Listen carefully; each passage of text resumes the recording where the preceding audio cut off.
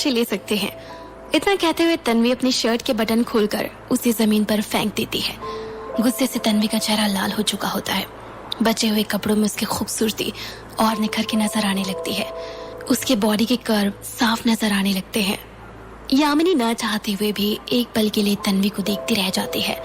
खुद को ऐसी हालत में देखकर तन्वी शर्म से कांपने लगती है।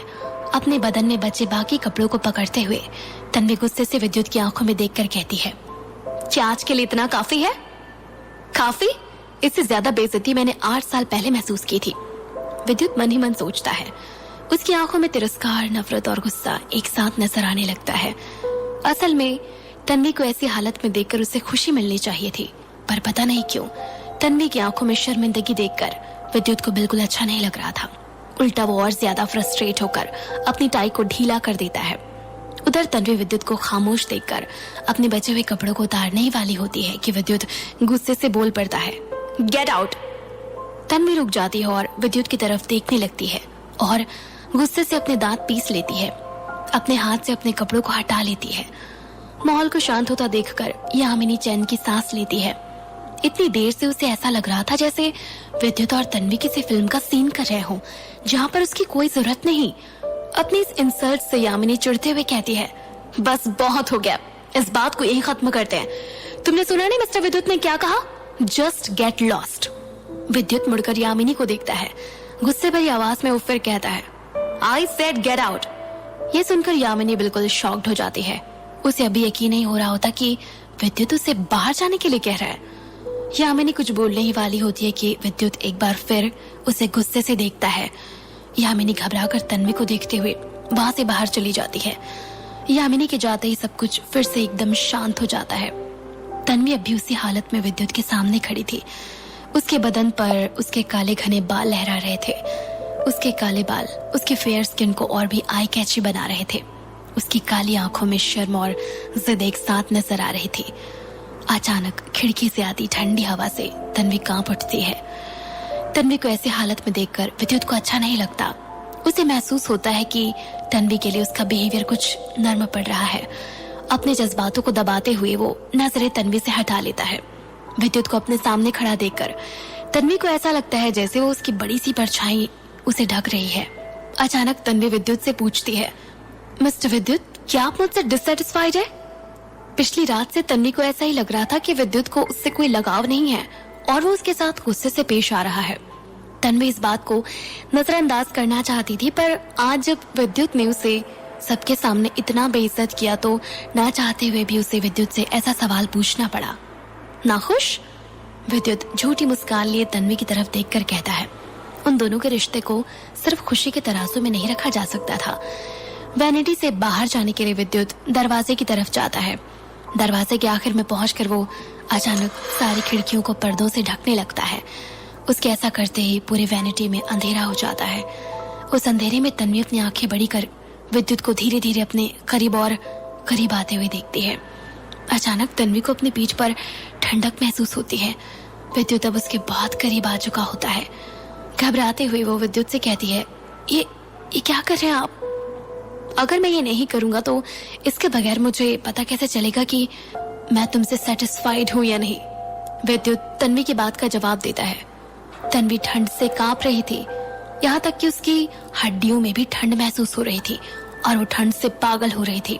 जैसे ही तन्वी जमीन पर गिरकर अपनी शर्ट को उठाने वाली होती है कि इतने में विद्युत अपने हाथों से उसकी कमर को कस के पकड़ लेता है और तन्वी को सोफे पर पूरे फोर्स के साथ धक्का दे देता है और अचानक वो धीरे धीरे उसके पास आता चला जाता है। मिस्टर विद्युत, प्लीज नो। हिचकिचाते हुए तन्वी विद्युत से कहती है। विद्युत तन्वी के और करीब आता चला जाता है और उस दर्द से तन्वी अपनी मुट्ठी को जोर से बंद कर लेती है। आज पहली बार उसे ऐसा लगता है जैसे वक्त कहीं रुक सा गया है। सब खत्म होने के बाद विद्युत तन्वी के पास से दूर हो जाता है। तन्वी अभी भी सोफे पर लेटी हुई है। तन्वी की तरफ देखते हुए विद्युत उससे कहता है, अब मैं कह सकता हूँ कि मैं तुमसे बहुत खुश हूँ, पर मेरी खुशी की वजह है तुम्हारा जिस्म। विद्युत की बातों में जहर खुला हुआ लगता है। ऐसा लगता है जैसे वो कोई जहन्नुम का शैतान हो। ये सुनकर तन्वी खुद को बहुत गिरा हुआ महसूस करती है। तुम्हें ये सब झेलना ही पड़ेगा तन्वी, तुम्हें कोई जरूरत नहीं है मिस्टर विद्युत की हर बात का जवाब देने की, तन्वी खुद को समझाती है। विद्युत पूरे कपड़ों में तन्वी के सामने खड़ा है, लेकिन वहीं तन्वी का बदन आधे अधूरे कपड़ों में ठंड से कांप रहा होता है। अपनी इस हालत पर तन्वी को खुद पर दया आने लगती है। विद्युत ने आज भी उससे प्यार करते वक्त अपने कपड़ों को हटाना जरूरी नहीं समझा। आखिर किस बात का घमंड है उसे, बस क्योंकि वो फिल्म इंडस्ट्री का एक बहुत बड़ा सुपरस्टार है? तन्वी ये सब सोचते हुए सोफे से उठकर बैठ जाती है। विद्युत को बाथरूम की तरफ जाता देखकर तन्वी सरकास्टिक टोन में बोलती है, पर मैं आपसे आपके जिस्म से बिल्कुल भी खुश नहीं हूँ। इतना सुनते ही विद्युत के कदम चलते चलते रुक जाते हैं।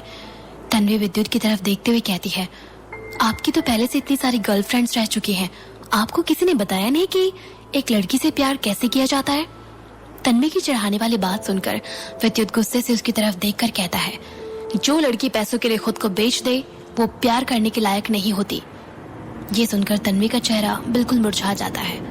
तो मिस्टर विद्युत ये सोचते हैं मेरे बारे में, इसी वजह से वो मुझसे इतनी नफरत करते हैं। अगर मेरे भाई की जिंदगी का सवाल ना होता तो मैं कभी भी इस डील के लिए राजी ना होती। तन्वी के मन में ये सारी बातें घूमने लगती है। तन्वी की इंसल्ट करते हुए विद्युत बाथरूम की तरफ चला जाता है। वापस आकर बगैर तन्वी की तरफ देखे वो वैनिटी से जाने लगता है। दरवाजे की तरफ पहुंचते ही वो रुककर तन्वी को नफरत भरी आंखों से देखता है और उससे कहता है, तुम्हारी जैसी लड़कियों को तो जहन्नुम में भेज देना चाहिए। और इसी के साथ दरवाजा जोर की आवाज के साथ बंद हो जाता है। विद्युत की बात सुनकर तन्वी पैनिक हो जाती है। उस जैसी लड़कियां? क्या कमी है उसमें? आखिर उसने ऐसा क्या कर दिया है जो उसे जीने तक का कोई हक नहीं? तन्वी गुस्से में सोचती है, बस क्योंकि मिस्टर विद्युत बहुत अमीर है और वो खुद को क्या समझते हैं कि वो किसी की भी सेल्फ रिस्पेक्ट को इस तरह से नीचे गिरा सकते हैं। तन्वी गुस्से और शर्मिंदगी से भर जाती है। उसे ऐसा लगता है कि वो पागल हो जाएगी। खुद को संभालते हुए वो जल्द से जल्द उस जगह से बाहर निकलने के बारे में सोचती है। तन्वी फौरन अपने कपड़े पहनने लगती है और खुद को ठीक कर अपना सामान लेकर वैनिटी से बाहर निकलने लगती है। वैनिटी के बाहर विद्युत का मैनेजर अमृत तन्वी का इंतजार कर रहा होता है। तन्वी के बाहर आते ही अमृत उससे कहता है, चलिए मैं आपको फिल्म के सेट के बाहर तक छोड़ देता हूँ। तन्वी को कुछ समझ नहीं आता और बिना कुछ कहे वो अमृत के पीछे पीछे चल देती है। इसका मतलब अमृत पूरे वक्त वैनिटी वैन के बाहर ही खड़ा था। अगर ऐसा है तो उसने अंदर की सारी बातों को सुन लिया होगा। तन्वी इन्हीं ख्यालों में खोई रहती है। तभी अमृत अचानक से रुककर उसकी तरफ मुड़कर उससे पूछता है, मिस तन्वी, क्या आप जानते हैं कि मिस्टर विद्युत ने आपसे शादी क्यों की? अमृत के सवाल से तन्वी का ध्यान टूटता है और वो पलटकर उससे पूछती है, क्यों? क्या आपको भी नहीं पता? अमृत तन्वी से पूछता है। तन्वी ना में सिर हिलाते हुए जवाब देती है, मुझे वाकई नहीं पता। क्या आप मुझे इसकी वजह बता सकते हैं? जब तन्वी को पैसों की सख्त जरूरत थी तब विद्युत के मैनेजर अमृत ने ही उसका पता लगाया था और विद्युत से शादी की डील भी अमृत ने ही करवाई थी। इम्पॉसिबल! अमृत शॉक्ड होकर तन्वी से कहता है।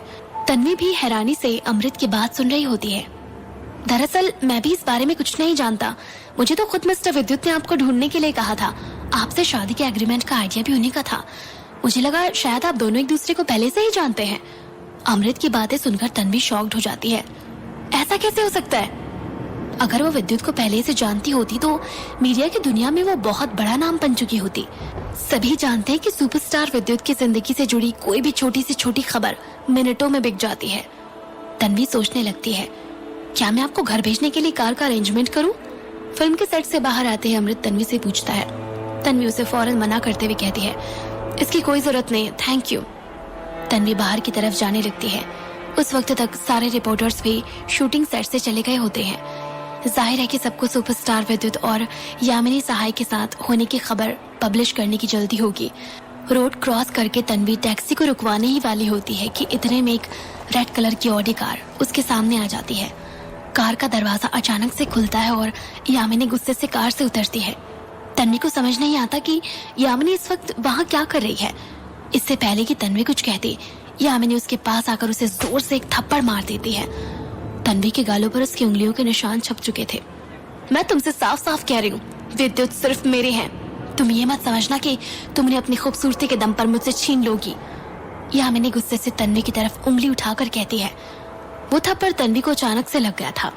उसे कुछ रिएक्ट करने तक का टाइम नहीं मिला और उसका चेहरा सुन्न पड़ चुका होता है।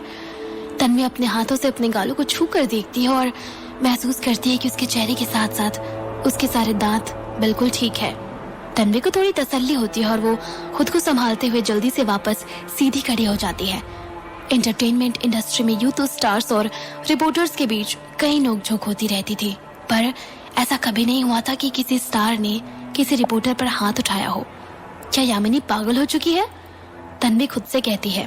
तन्वी यामिनी की तरफ मुस्कुराते हुए देखती है और कहती है, मेरे ख्याल से पिछली रात ही मिस्टर विद्युत ने शादी कर ली है। क्या उन्होंने आपसे शादी की है?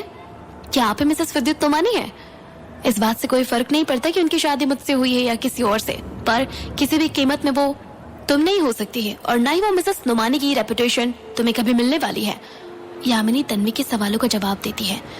यामिनी की बात सुनकर तन्वी मुस्कुराते हुए कहती है, ट्रस्ट मी, मैं सपने में भी कभी मिसेस नोमानी बनना नहीं चाहूंगी। उस वक्त दोनों के आसपास कोई नहीं होता। यामिनी तन्वी पर चिल्लाते हुए कहती है, अगर तुम्हारी शादी भी मिस्टर विद्युत से हुई होती तब भी मुझे इस बात से कोई फर्क नहीं पड़ता। मैं तो उनकी मिस्ट्रेस बनने में भी अपनी खुशकिस्मती समझूंगी। मैं तुम्हें फिर से वार्न कर रही हूँ, मिस्टर विद्युत से दूर रहो। तन्वी चौंक कर अपनी एक आईब्रो उठाते हुए यामिनी से पूछती है, क्या कहा आपने, मिस्ट्रेस? पर जहाँ तक मुझे याद है आपने जस्ट अभी मिस्टर विद्युत को प्रपोज किया है और उन्होंने आपको रिजेक्ट भी कर दिया है। इन सब के बावजूद भी आप उनकी मिस्ट्रेस बनना चाहती हैं। क्या मिस्टर विद्युत कभी इस बात के लिए राजी होंगे? तन्वी की तानों भरी बातें सुनकर यामिनी काफी नाराज हो जाती है। गुस्से में वो तन्वी से कहती है, इससे क्या फर्क पड़ता है? असल बात तो ये है कि मिस्टर विद्युत के साथ मीडिया की खबरों में मेरा ही नाम हॉट लिस्ट में आने वाला है। उनकी शादी को लेकर जितने भी अंदाजे लगाए जा रहे हैं उनमें से एक नाम तो मेरा जरूर ही होगा। उस वक्त यामिनी को अंदाजा भी नहीं था कि वो क्या कह रही है। वो तन्वी को फिर से धमकाते हुए कहती है, मैं तुम्हें फिर से वार्न कर रही हूँ, अपना मुंह बंद रखना, वरना ये थप्पड़ तो सिर्फ एक शुरुआत है। हमारी अगली मुलाकात सिर्फ एक थप्पड़ पर खत्म नहीं होगी। इतना कहते हुए यामिनी अपनी गाड़ी में बैठकर चली जाती है। यामिनी को जाते देखकर तन्वी अपने बैग से धूल को हटाकर अपने फोन को बाहर निकालती है। उसके फोन पे वॉइस रिकॉर्डिंग चलती रहती है। तन्वी उसके बटन को ऑफ कर वापस अपने बैग में रख लेती है।